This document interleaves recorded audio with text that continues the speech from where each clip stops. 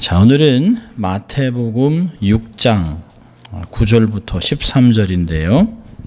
우리가 주기도문 들어가기 주제로 말씀 보려고 합니다. 그러면 전체 주기도문 특별히 마태복음 6장 9절 여러분이 나눠드린 소책자에도 있습니다. 마태복음 6장 9절 13절까지 우리 함께 같이 읽습니다. 그러므로 너희는 이렇게 기도하라. 하늘에 계신 우리 아버지여, 이름이 거룩히 여김을 받으시오며 나라가 임하옵시며 뜻이 하늘에서 이룬 것 같이 땅에서 이루어지이다. 오늘 우리에게 일용할 양식을 주옵시고 우리가 우리에게 죄진 자를 사하여 준 것 같이 우리 죄를 사하여 주옵시고 우리를 시험일게 하지 마옵시고 다만 악에서 구하옵소서. 나라와 권세와 영광이 아버지께 영원히 있사옵나이다. 아멘. 예배 마칠 때 하던 건데요, 그렇죠? 그래서 아마 이거 예배 마칠 때 하던 건데 뭐 이렇게 생각이 들 수 있습니다. 우리가 사도신경 또 이제 십계명을 마치고 믿음의 신조의 세 번째인 주기도문을 보려고 합니다. 여기 보면 작은 책자를 하나 만들어놨는데요.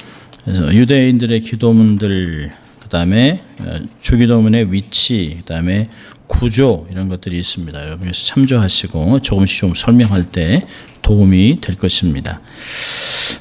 오늘 이제 이 본문을 근거로 해서 주기도문 들어가기 여러 말씀을 나누려고 합니다. 여러분 그리스도인이라면 주기도문에 대한 정확한 바른 이해가 있어야 합니다. 왜냐하면 주기도문은 특별히 그 주기도문 안에는 예수님이 이 땅에 오셔서 행한 모든 구원의 역사와 경험을 다 기록해 놓으셨습니다. 함축적으로 요약해 놓은 것이에요. 그분의 가르침의 지표입니다. 그러니까 어떤 면에서는 주기도문은 복음의 요약편이라고 볼 수 있어요. 여러분 여러분이 페이지 6페이지를 보시면 제가 놔두는 것을 보면 6페이지를 보시면 우리가 읽었던 주기도문, 산상수훈의 주기도문이 있는데요.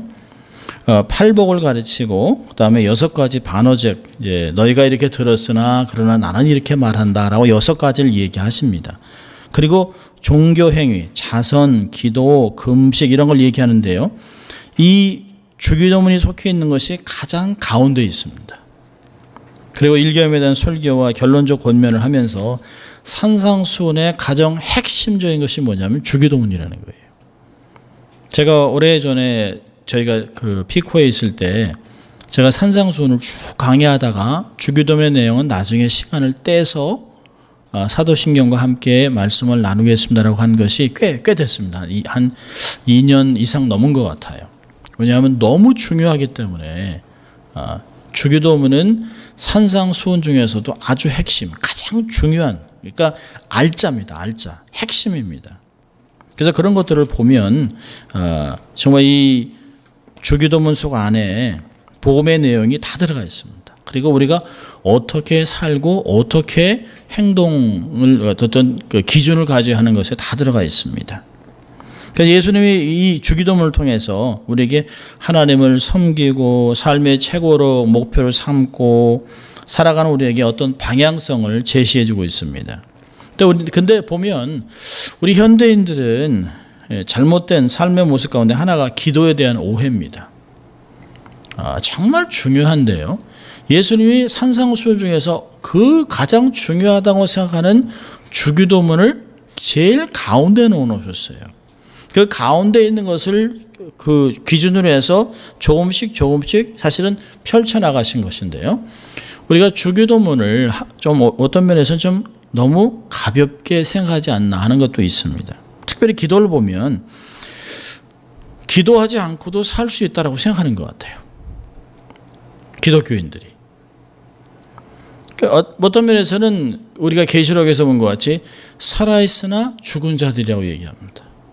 지금 당장 죽지 않으니까, 당장 망하지 않으니까 뭐 기도하지 않고도 괜찮네. 여러분, 나무가 뿌리채 뽑혀도 나무가 금방 죽는 것이 아니에요. 서서히 나무에 있는 가수 가지고 스스로 애를 쓰다가 뿌리채가 완전히 말라서 죽습니다. 그러니까 기도하지 않고도 매일매일 사고 나지 않으니까 괜찮구나. 라고 생각을 합니다. 처음에는 이 기도를 안 하면 될까?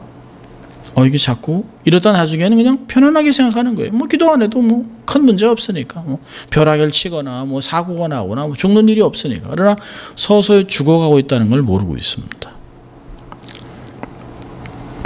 두 번째로는요, 기도를 자신의 그 목적을 위한 수단이나 방법으로 생각합니다. 그러니까 도깨비 방망이 같이 생각하는 거예요. 필요할 때만 주여 하고 부르짖습니다. 누굴 위해서요? 자기를 위해서요. 내가 살기 위해서 내가 필요한 것 달라고 기도하는 거예요. 평상시에는 멀쩡히 가만히 내 힘으로 잘 살다가 필요하면, 힘들고 어려울 때는 막 부르짖습니다. 마치 도깨비 방망이로 필요한 걸 뚝딱해서 만들어내려고 하는 그런 생각으로 삶을 살아갑니다. 또 어떤 사람은 기도를 하되 기도를 가지고 자기의 어떤 삶에 어떤 과시하려고 하는 새벽 기도. 어떤 사람은 명함에 금식기도 40일 금식기도 2번 함. 이게 명함에 써 있습니다. 제가 명함을 보고 목사님이 아니 이런 거는 왜 넣으셨나. 과시용입니다. 과시용. 어떤 면에서는 와 대단하다 생각을 합시다. 이야 대단하다. 그러면서 근데 이 주님이 정말 기뻐하실까? 이미 다 상급을 다 받았어요 안에서. 근데 어떤 사람들은 와 하면서 뒤에 가면 오죽 내놓을 게 없으면 그냥 그거를 기도를 자기의 어떤 과시용으로 쓰는구나. 너무너무 창피하고 부끄러웠습니다. 제가 말은 못했습니다만 목사님 이거 갖다 버리세요 라고 하고 싶더라고요. 명함에도 뭐 박사, 사실은 박사가 설교하는 거 아니거든요. 목사가 설교하는 거거든요. 목사가 더 중요한 것이에요. 여러분 예수님 당시에는 이런 것들이 너무 심했습니다. 너무너무 심했어요.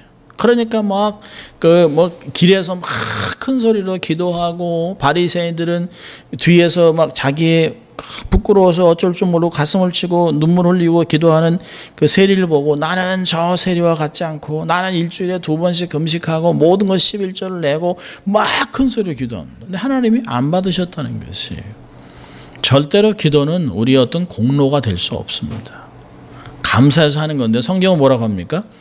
은밀하게 기도해서 골방에 들어가서 은밀하게 기도해서 은밀한 하나님이 너에게 갚아주도록 하라는 것이에요.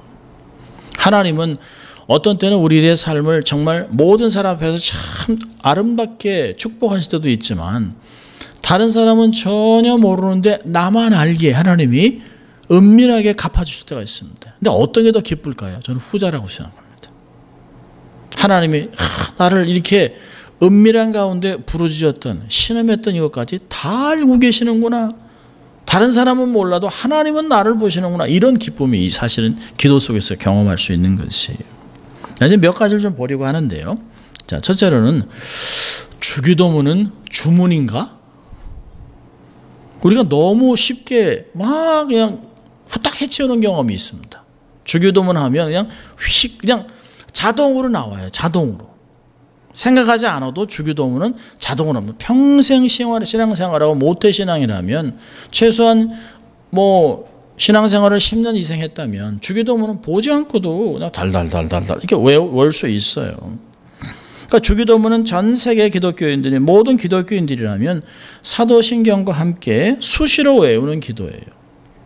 옛날에는 예배의 마지막 성을 주기도문으로 했을 때도 있었습니다. 그런 거 보면 매주 예배에 사도신경을 신앙 고백하고 맨 마지막을 주기도문을 했을 때가 사실 그렇게 오래된 때가 아닙니다. 한 20년 전만 해도 교회가 전통적으로 그렇게 많이 했어요. 근데 얼마나 많은 사람이 이 주기도문의 내용과 의미를 깨닫고 하고 있을까 하는 생각을 해봅니다. 그래서 마틴 루터는 이렇게 얘기합니다. 주기도문은 최대의 순교자. 그러니까 의미를 생각하지 않는다는 것이에요. 우리가 소위 주기도문이라고 할 때 이 말이 의미하는 바는 오해의 소지가 많습니다. 가끔 사람들이 가장 큰 잘못은 뭐냐면 주기도문이 한국교회 성도들에게 마치 주문처럼 사용된다는 점이에요. 마치 샤머니즘에서 애군을 이렇게 막 몰아내고 복을 비는 암성 어기같이. 불교 가면 이렇게 몇 가지 쭉 외우는 것들이 있어요. 또 우리도 그렇게 쭉 그냥 외우고 있지 않는가 하는 생각을 해봅니다. 여러분, 주기도문은 절대로 주문이 될 수 없어요. 살아계신 하나님 앞에서 하는 대화고 또 신앙의 표지고 감사와 찬송과 간구인 기도입니다. 주문처럼 사용해서는 안 돼요. 할 수 없는 것이에요. 결국 주님께서 가르쳐 주신 주기도문의 그 기도의 모본은 살아계신 하나님, 구속받은 백성들과의 가장 친밀하고 올바른 대화, 간구하는 내용이라고 가르쳐 주고 있습니다. 삶 자체가 되어야 하는 것이, 입으로만 이렇게 막 외우고 후딱 해치우고 입으로만 이렇게 사탕발림으로 하는 것이 아니라는 것이에요. 어디에 들어가기 위해서 막 주문을 외고 그 문을 들어가는 것 같이 그런 것이 아니라는 것이에요. 두 번째로는 주기도문을 가르쳐 주신 동기가 뭘까요? 주님이 왜 이걸 가르쳐 주셨을까요? 오늘 그 마태복음을 보면 주님이 이걸 주님이 하신 기도인가 아니면 제자들의 기도인가? 이 주기도문의 유래에 대해서 마태복음에는 없습니다. 자, 그런데 여러분 책자를 보시면 첫 페이지에 보면 누가복음 11장에 보면 이렇게 나오고 있습니다. 11장 1절 보면 1절에 사실 2절부터 나와는데 1절은 뭐라고 되어 있냐면, 자, 여러분 보세요. 성경을 보겠습니다. 누가복음 11장 봅니다. 누가복음 11장에도 그 주기도문이 나와 있는데요. 마태복음 6장에도 나와 있고 누가복음 11장에도 나와 있어요. 자, 누가복음 11장 1절입니다. 우리 같이 읽습니다. 시작. 예수께서 한 곳에서 기도하시고 마치심에 제자 중 하나가 여짜오되 주여, 요한이 자기 제자들에게 기도를 가르친 것 같이 우리에게도 가르쳐 주옵소서. 네, 이렇게 기도하고 있습니다. 여러분, 제자들이 예수님에게 기도를 가르쳐 달라고 하는 것은 아주 놀라운 일입니다. 예수님의 제자들이 누구예요? 유대인들입니다. 유대인들은 기도가 삶에 젖어 있는 사람들이에요. 기도를 알고 있고 기도를 잘 알고 있습니다. 기도를 할 줄 모르기 때문에 기도를 가르쳐 달라는 것이 아니에요. 요즘 이렇게 예수를 모르고 기독교를 모르던 사람들이 이제 신앙생활을 하고 그러면 제일 어려운 게 뭐냐면 기도하는 거예요. 특별히 이제 대표 기도 그러면 저는 좀 나중에 대표 기도가 사실 만만치 않거든요. 회중을 대표하자는 기도이기 때문에 만만치는 않지만 하나님 앞에 신실하게 자기의 마음 회중을 생각하면서 품고 기도하는 것, 대표 기도입니다. 또 개인 기도도 많이 있어요. 근데 유대인들은, 예수님의 제자들은 다 유대인들입니다. 초대 1세기까지는 거의 80% 이상이 다 유대인들이었어요. 유대인들은 기도가 삶에 그렇게 묻어 있습니다. 지금도 이렇게 유대인들 이렇게 보면, 정통 유대인들을 보면 기도의 술이 이렇게 4개 달려 있는 옷도 입고요. 여기 테필림도 감고 여기 하고 집집마다 이렇게 메두사가 걸려 있습니다. 들어가면서 이렇게 말씀 외우고 그럽니다. 기도가 삶의 그냥 패턴이에요. 여러분, 구약의 시편이 다 기도잖아요. 그럼 이들이 늘상 읽었던 걸 보면 기도를 너무 잘 알고 있는 사람들이에요. 자, 그런데 이 예수님 당시에 유대인이면 누구나 다 잘 알고 있는 기도 두 가지가 있습니다. 여러분 이제 여기 보면 2페이지에 보면 유대인들의 기도문 2개가 있는데, 하나는 카디시라고 하는 거룩한 기도, 짧은 기도고요. 두 번째는 이스라엘 18번 축복기도, 시몬의 에즈레라고 하는 기도가 있습니다. 지금도 하고 있는 기도들이에요. 지금도 열심히 하고 있습니다. 하나는 짧고 하나는 긴데요. 특별히 아주 헌신한 정통적인 유대인들은, 정통 유대인들은 18가지의 기도를 지금도 아침에 한 번, 저녁에 한 번씩 하고 있습니다. 또 그것과 함께 우리가 들으라 이스라엘아 하나님은 한 분이시요 라고 하는 쉐마 이스라엘도 유대인들이 제일 먼저 네가 유대인이라면 기도해봐라 그럼 쉐마 이스라엘을 합니다. 그러니까 자기들의 삶 속에 늘 있는 것들이에요. 입에 묻어 있는 것들입니다. 그러니까 유대인들은 모두 기도를 잘 알고 있습니다. 많이 또 하고 있었고요. 시편 기도를 따라서 하곤 했었습니다. 지금도 유대인들은 예배 시에 사용하는 기도 책자가 있어요. 그래서 정통적인 사람들이 시들이라고 하는 기도 책자를 손에 갖고 다닙니다. 이게 손때가 묻어 있습니다. 가끔 유대인을 랍비를 만나보면 항상 손에 기도 책자가 있어요. 쉬지 않고 읽습니다. 그냥 때가 묻어 있을 정도로 겉표지가 다 달았는데 막 테이프로 붙이고 막 이렇게 놨습니다. 그러니까 이런 유대인 지혜자들이 예수님에게 기도를 가르쳐 달라는 것은 상당히 놀라운 거예요. 근데 그 이유가 뭐냐는 거예요. 그 이유가. 자, 예수님 당시에는 메시아 사상이 전체 사회를 누르고 있었습니다. 왜냐하면 로마에 너무 억눌려 있으면서 메시아가 오시면 로마의 압정에서 우리를 해방하고 하나님의 나라가 도래하면 하나님의 통치와 함께 우리의 유대인들이 다 함께 세상을 다스릴 것이라고 생각을 했습니다. 자, 그러면 메시아가 도래하기 위해서 해야 될 일은 뭘까요? 회개하고 율법을 지키고 정결하게 살아가는 것이에요. 그래서 세례 요한이 제일 먼저 외친 게 뭘까요? 회개하라, 천국이 가까웠다라고 외친 것이에요.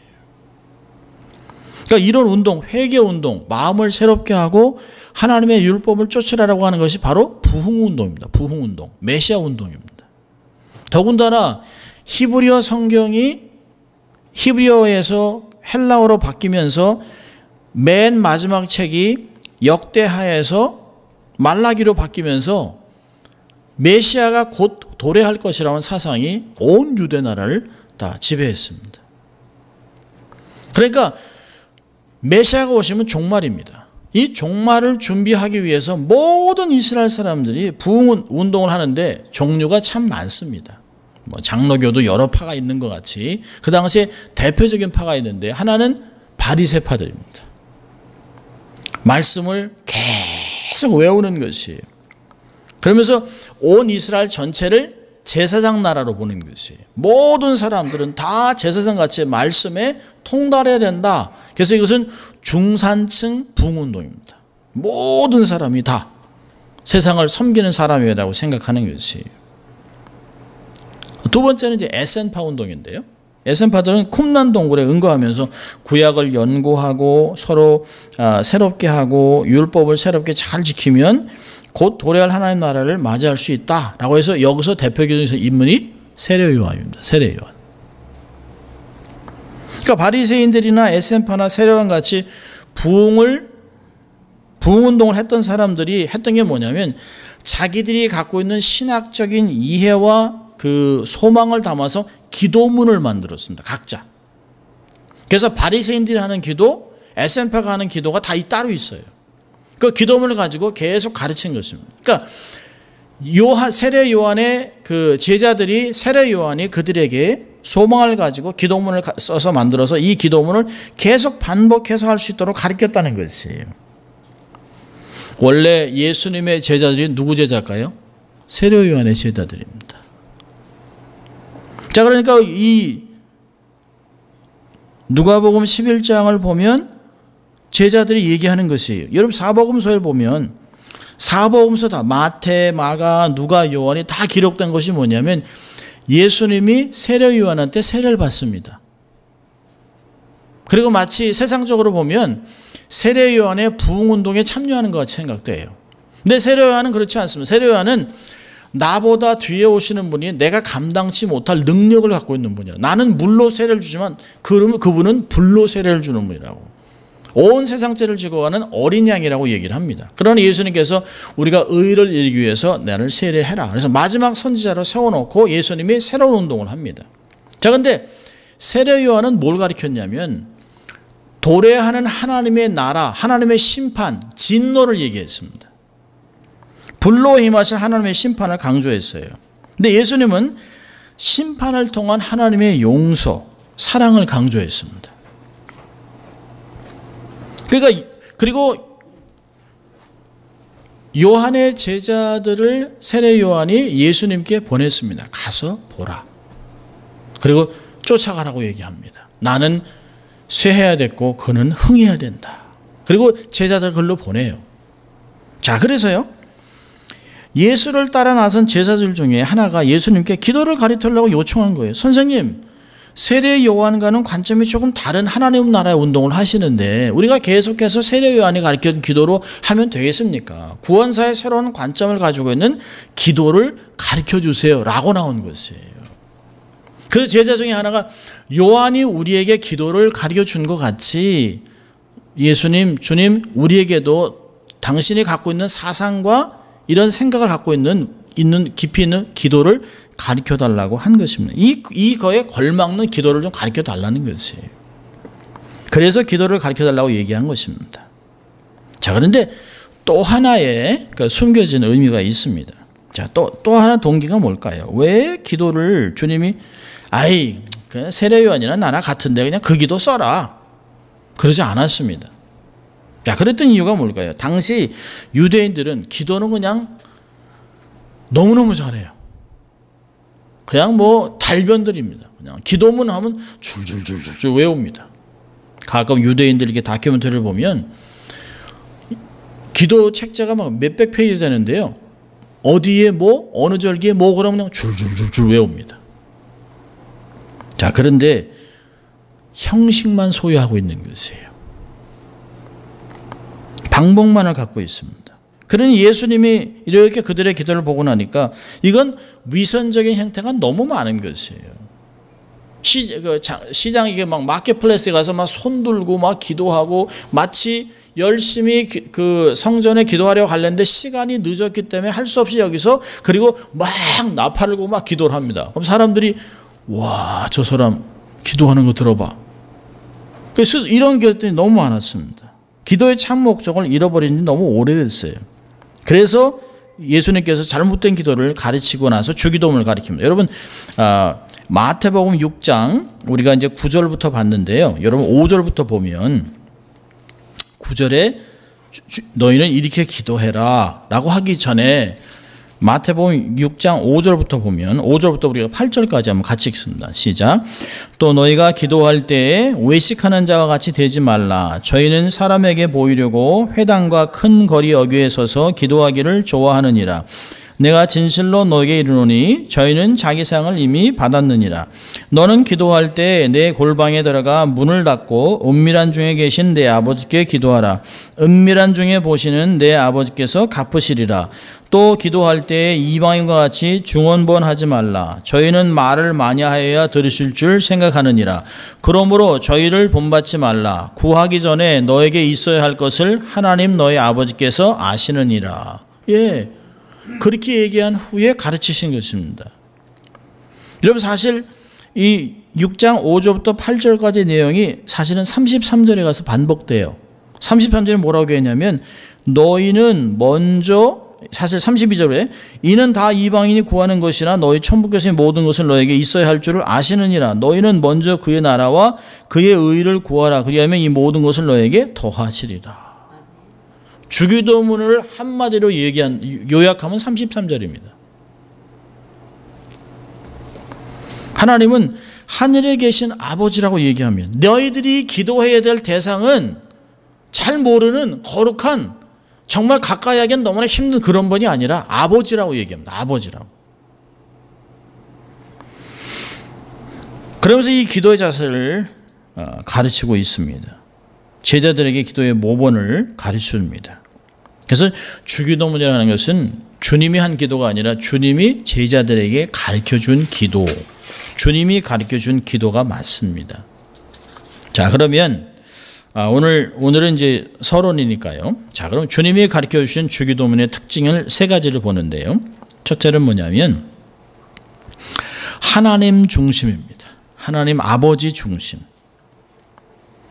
여러분이 마태에서 아주 중요합니다. 하나님을 아버지, 하나님 아버지라고 기록합니다. 누가에 가서는 갈라디아서 가서 사도 바울 같으면 아빠, 아버지라고 합니다. 유대인들이 쓰던 아빠가 우리가 얘기하는 아빠인데요. 그 유대인이 하는 기도를 듣고 아빠 하니까 헬라 사람들이 저게 무슨 소리지? 그러니까 아빠를 번역한 아버지라고 그런 것이에요. 갈라디아서는 너희가 하나님을 아빠, 아버지, 아빠 즉 아버지, 이렇게 헬라말로 아빠인데, 유대말로 아빠인데 히브리어는 헬라말은 아버지다, 이렇게 번역을 해놨습니다. 주기도문은 하나님 아버지 중심이에요. 여러분 구절 보세요. 그 주기도문을 시작하는 주님이 가르친 기도에 보면 하늘에 계시는 우리 아버지 이렇게 시작을 해요. 너희는 이렇게 기도하라.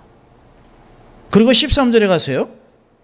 아버지께 나라와 권세와 영광이 아버지께 영원히 있기를 바라. 이게 마치 이렇게 브레이크 왁구를 딱 짜서 처음과 끝까지 하나님 아버지입니다. 하나님 아버지. 하나님 아버지로 시작해서 하나님 아버지로 끝납니다. 그래서 6장 31절부터는 너희가 염려함을 이르기를 무엇을 먹을까 무엇을 마실까 입을까 하지 마라. 이건 이방인이 구하는 건데 천부께서 다 아시느니라. 그러니까 먼저 하나님 아버지 나라와 의를 구하면 나머지는 다 주신다. 그 이야기를 하는 것이에요. 인간의 필요를 다 알고 계시는 그분 얘기할 때 하나님 아버지라고 얘기하고 있습니다. 그러니까 주기도문은 정말 하나님 아버지 중심의 기도예요. 모든 기도는 자기 중심적이 되면 안 됩니다. 하나님 아버지 중심의 함을 사실 처음부터 교훈하고 있습니다. 너희들이 사람들에게 인정받으려고 하는 그런 기도가 아니라 우리의 모든 것을 알고 내면의 깊은 것, 지금 신음한것까지 다 알고 계시고 우리가 필요한 모든 것 다 아시는 그 하나님 아버지, 그 아버지께 가까이 하면서 그 아버지께 나가라고 얘기하는 것이에요. 여러분 기도할 때 가장 큰 잘못은 뭘까요? 내 중심으로 하는 것이에요. 내 필요. 내가 너무 필요해서 내가 너무 힘들어. 하나님 영광 생각하기에는 지금 너무 복잡해요. 너무 정신이 없어요. 내가 먹고 살아야 되는데 내가 뭘 해야 되는데 나 중심이 나. 그게 아니라는 거죠. 내가 비록 힘들고 어렵더라도 하나님만은 영광을 거두셔야 합니다. 내 이 부족함을 나만 아는 것이 아니라 하나님도 다 알고 계신다. 하나님 뜻이 어딘가 있을 것이다 라고 생각하면서 하나님 아버지라고 기도하는 것이에요. 기도의 구심점은 하나님 아버지라는 거예요. 하나님 아버지. 언제나 하나님의 이름, 하나님의 영광 높이면서 하나님과의 자신과의 올바른 관계를 놓는 것, 그게 중요하다는 것이에요. 자, 두 번째로는요, 이 주기도문은, 주님이 가르쳐준 기도는 아주 포괄적인 기도입니다. 이 주기도문 안에 모든 것이 다 들어있어요. 과거, 현재, 미래가 다 들어가 있습니다. 자기의 죄를 용서해달라고 하는 거 과거에 대한 기도잖아요. 이제까지 하나님 앞에 잘못한 것. 사실은 그것만 가르치는 게 아니죠. 아담으로부터 시작해서 지금까지의 모든 죄, 그걸 다 용서해달라고 기도하는 것이에요. 과거를 위한 기도죠. 일용할 양식을 달라고 하는 건 오늘의 기도잖아요. 날마다. 누가복음에서는 날마다 일용할 양식을 내게 주소서. 아굴의 기도는 그렇잖아요. 내가 너무 많아서 하나님을 잊어버릴까? 너무 적으면 도적질할까? 하나님 내게 적당하게 매일매일 일용할 양식을 주시오. 이게 유대인의 보편적인 기도입니다. 사실 보편적인 기도. 그게 현재예요. 죄 사함에 대한 광고는 과거를 위한 기도고요. 일용할 양식을 달라는 건 현재를 위한 기도고요. 또 시험에 빠지지 않게 악에서 구원해 달라는 건 미래를 위한 기도죠. 이처럼 주님이 가르친 기도하는 아주 기도의 모델이에요. 나의 과거, 현재, 미래 모든 삶이 하나님께 향하는 기도라는 거예요. 하나님께 향하는 기도. 방향성을 제시해주고 있습니다. 기도를 통해서 우리의 필요만을 채우기 위해서 급급한 나머지 하나님께서 원하는 것을 상상치 못하는 그런 것이 아니라는 것이에요.